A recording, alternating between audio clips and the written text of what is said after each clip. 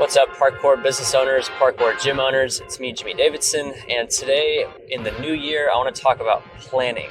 How are we strategically planning for our businesses to grow, for our Parkour gyms to grow, and not just hoping and filling in the time with busy work?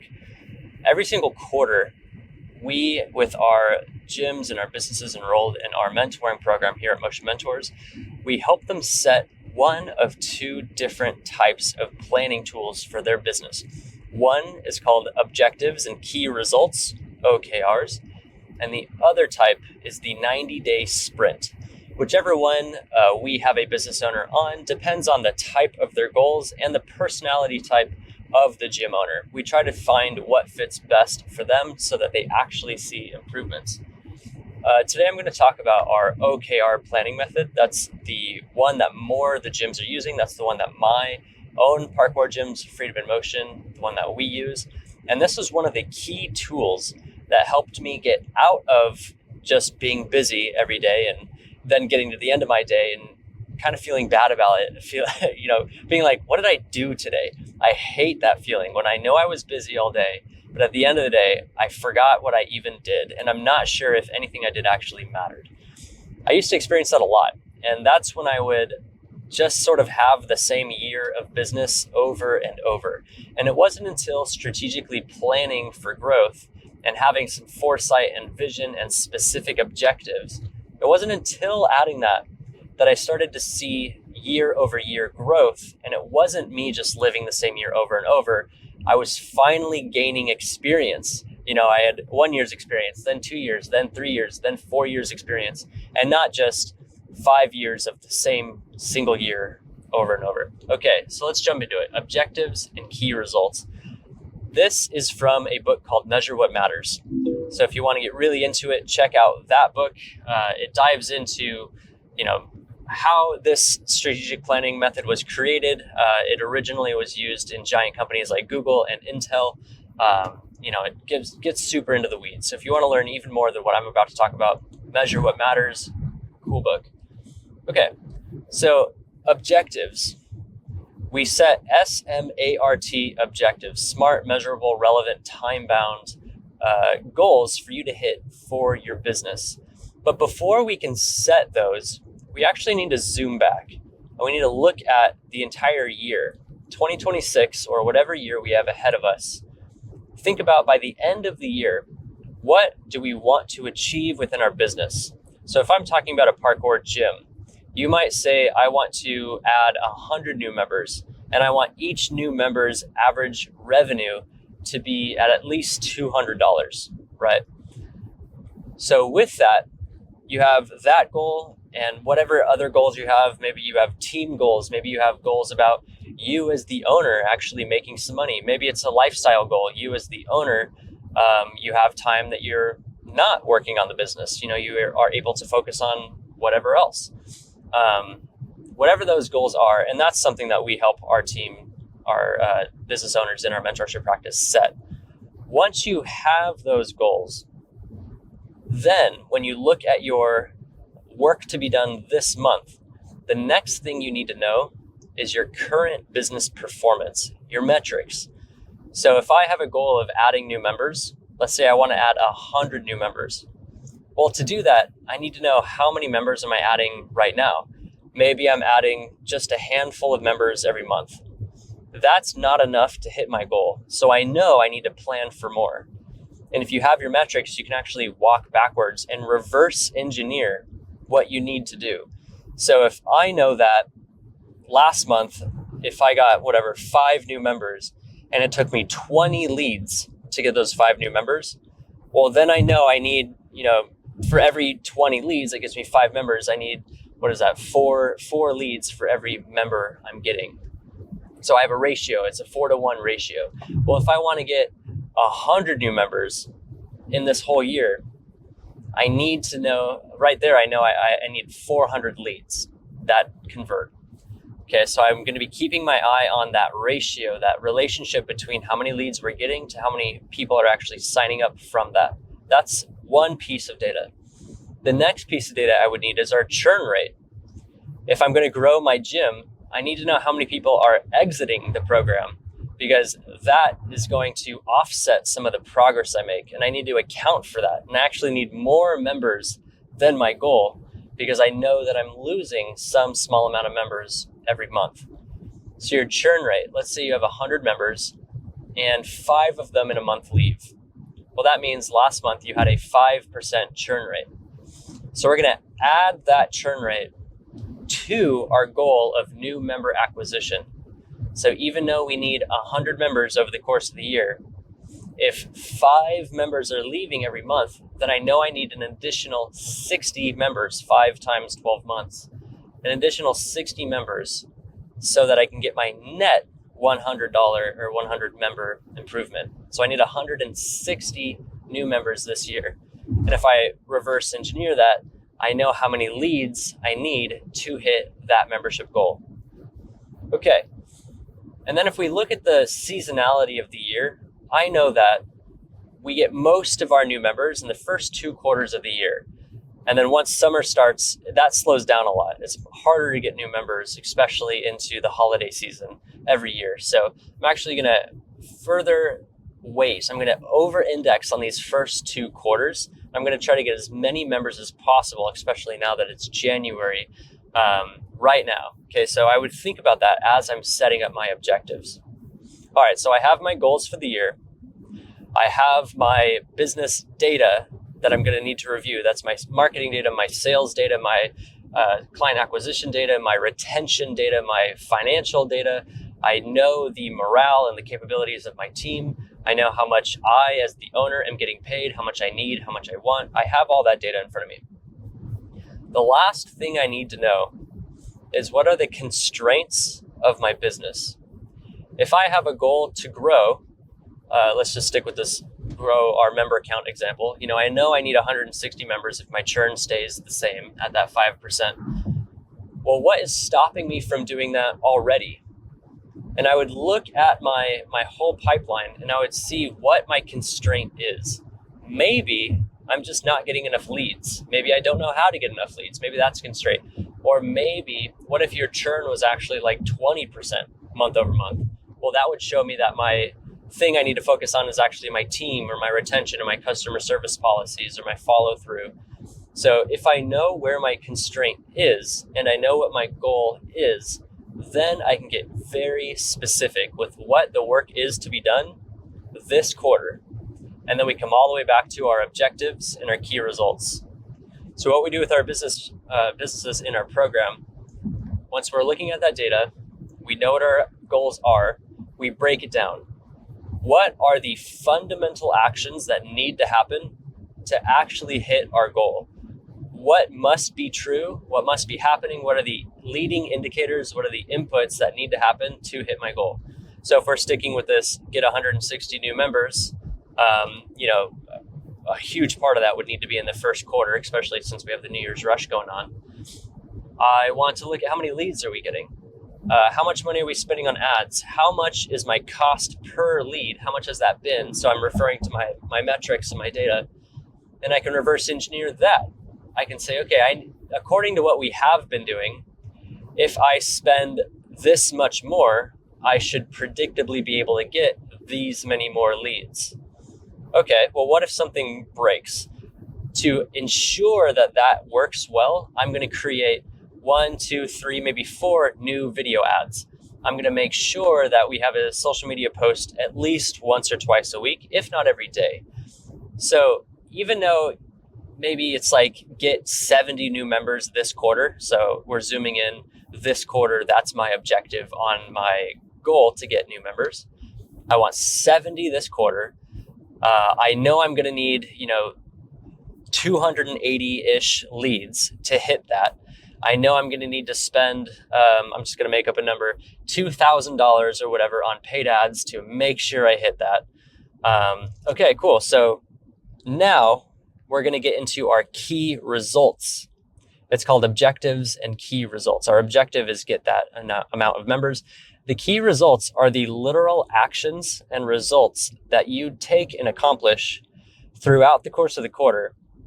And by definition, if you complete all of your key results, you have completed the objective. So that might look like this. Objective, get 70 new members by the end of this quarter. Key result 1, create 4 new video ads by January 10th. Key result 2, launch meta ads by January 12th with a budget of $2,000.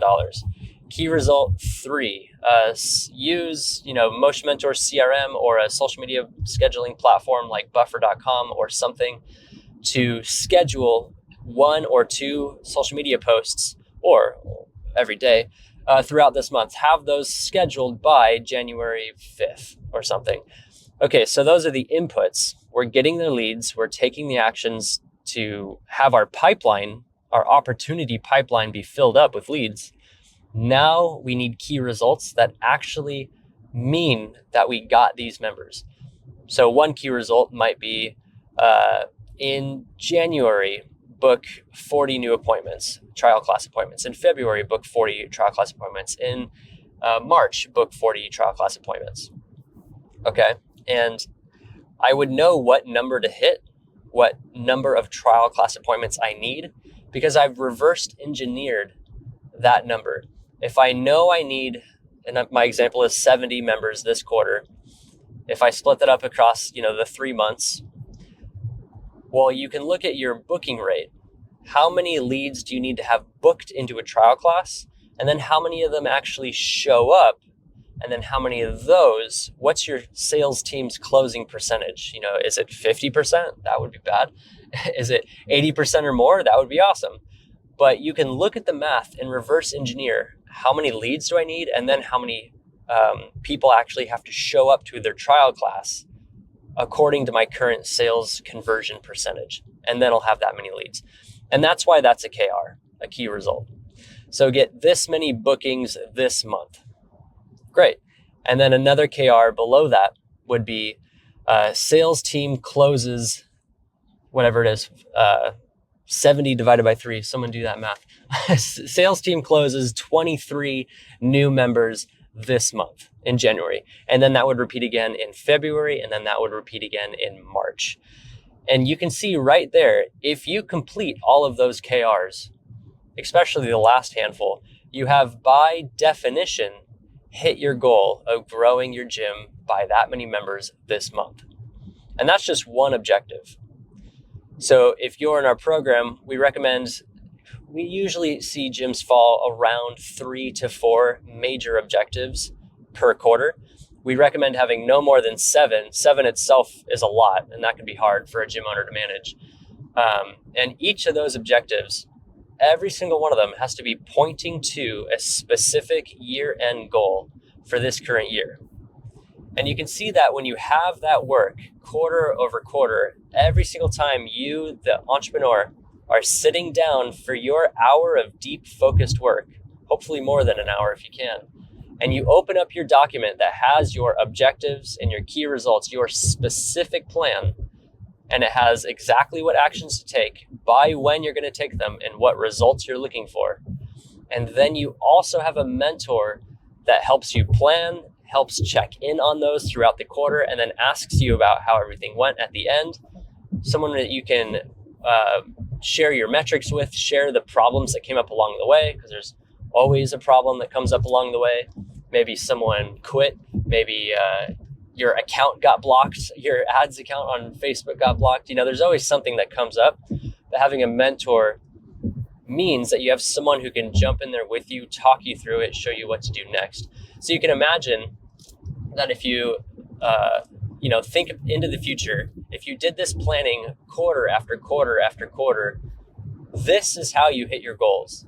And you step out of just doing busy work. You step out of just showing up to the gym and doing whatever feels good. And you step into I'm doing exactly the work that needs to be done for me to grow my business to exactly this goal that I need to hit. Okay, so those are objectives and key results. I also mentioned a 90-day sprint. That is like a much more focused version of OKRs. It's basically OKRs, but only with one objective. We do that when people have like a big problem they need to solve, and unless they solve it, they kind of can't grow. Or we do it with entrepreneurs who don't have enough time to take on that much work, or maybe the way that their personality works, or the way that their lifestyle is arranged right now, it's better for them to be focused on one single thing than have maybe 4 or 5 different objectives that they're chipping away at for the whole quarter. So 90-day sprint, you have one objective. Objectives and key results, you have more than one objective. Each one has key results that have due by when dates. Both styles are mentors. Me and Chris and Joey and the others on our team are helping you guys hit them so you guys can actually grow. And so our parkour industry can methodically grow without being just filled with busy work and ending up at the end of your day being like, dang, did I actually do anything that mattered? Okay, so how do you take action on this? If you are a solopreneur, it's just you running the show, I would recommend going and reading the book, Measure What Matters, listening to it on audio, or just like watching a short digest version of what it's all about on YouTube, so that you can really understand how this planning method works and start doing it with yourself. If you work really well solo, then that could be great. If you feel like having just a document with goals on it is going to just die and not actually be something that's a decision-making tool for you, then that's when a mentor helps, because you can have some accountability. If you're like me and you have a general manager, you have a chief operating officer, you have a head coach, you have a financial officer, in my company, we do have a layer of management. Well, I have those people sit down with me every single quarter's beginning, and we set our individual objectives and key results. So me, Jimmy, I'm our marketing officer and I'm our CEO. So I actually have separate objectives from my accountability of CEO, and then separate objectives for my accountability as marketing officer. Christopher, he has his objectives from his accountability of chief operating officer. And then, Joey would have his from his accountability of the head coach of our whole company. Nick would have his as the accountability of CFO, the chief financial officer. So if you have a couple people on your team who are at that top layer of making decisions with you, you would sit down, create a document, and everyone strategically plans their objectives and their key results, and you set what your goals are for the whole year. Once you have your plan, you look at it with each other, you make sure it makes sense. You ask yourself, does this actually move the needle? Is this really the work that needs to get done? And you want to, check your barometer on how much are you just guessing. If you feel like you're just guessing, then please reach out and we can help. Once you have that plan, then you're holding yourselves accountable to that plan. In my company, we actually meet every other week on Monday, and we review the last week of work that had to happen, the last 7 days, and we review the upcoming next batch of work that has to happen. If it's due within the next week, we talk about it. If there's any obstacles in the way, if we're seeing any trends that are, maybe wins or maybe even forecasting hardship, we talk about it. Anything that has come up as due, like our due by when date has passed and it was within the last week, well, we grade it. If we had to, let's say it was something quantifiable, we had to publish 4 Facebook ads. Well, if I only published 3 of those 4 Facebook ads, I would grade myself. That would be a 75% done. And, I'd give it a color too, and that would be a green. We like to do anything 70% or above is in the green. Anything 40% and above is in the yellow. Anything 40 below is a big fat red. And that lets us know, is this on track? Is this maybe not on track? Or is this hard failing? And that guides our conversation while we are in it on those every other Monday meetings. And you can see how when you have these goals, you have this accountability with your team, you actually get together and you actually talk about it and you hold each other to account on the results that you've promised to get. If you repeat those actions enough, and provided your goals and the actions you're taking are well informed and you actually know what you're doing here, and you're not just guessing and doing a bunch of random crap. If you're doing all that, it would then be unreasonable to not see solid business growth and to not be happy about your progress.